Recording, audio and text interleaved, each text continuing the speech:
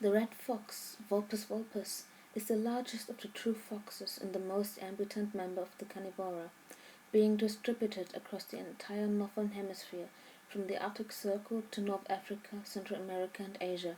The red fox has expanded its habitat to Australia alongside the human, but however is not found in the north of it.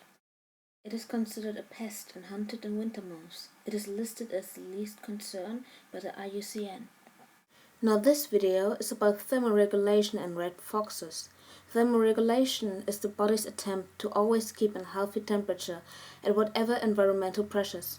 If the environment changes its climate to an extreme so that the body has to work something out, it receives the signal that the blood or the brain is either too hot or too cold. And depending on the case, the body manages to either heat up or cool down blood, brain and organs. Fur covers 1/3 of the body's skin, particularly the face, dorsal parts of the head, nose, ears, lower legs and paws.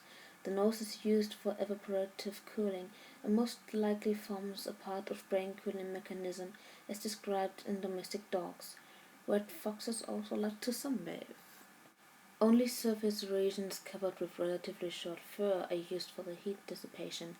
These thermoregulatory effective surface areas account for around 30% of the total body surface area. When exposed to temperatures well below zero, a red fox can keep a healthy body temperature by increasing the blood flow in the thermoregulatory effective surface areas, which are the dorsal head, face, nose, pinna, visible part of the ear, lower legs and paws. These cover 30% of the total body surface area. The animal, however, can lose 70% of the total body heat through those areas. Those are the regions with relatively short fur.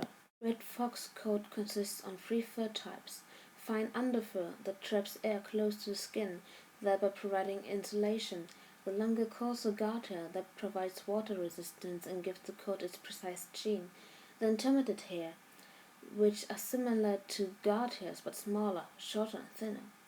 The hairs are arranged in bundles called triads, 1 guard hair and 2 intermediate hairs, associated with varying numbers of underfur hairs.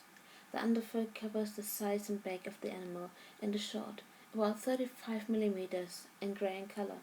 The guard hairs are longer, varying in length across the coat, longest in the tail, and protrude throughout the underfur. Calculations reveal that if a layer of still air of about 5 cm could be held in place close to the skin, it would provide the same level of insulation as would the impressive dense winter coat of the Arctic fox.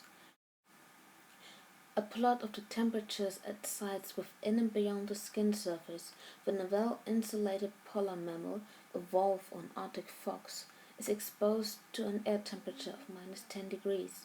Near the tips of the fur, the temperature is -10 degrees, but the surface of the epidermis is close to 30 degrees, so a temperature difference of about 40 degrees can be supported at either end of the 6 cm thick fur layer, due to the excellent insulating properties of the air contained within the long, fine and densely packed fur. Spreading saliva onto the forelimbs achieves much the same effect as sweating. The disappearance of fluid requires heat that comes from the skin surface. The effect is to cool the skin and the blood flowing through neighboring vessels. The flow of blood through and near the skin often increases, thereby boosting the effect. Foxes like to hide in fox dens, where they can outweigh the wind.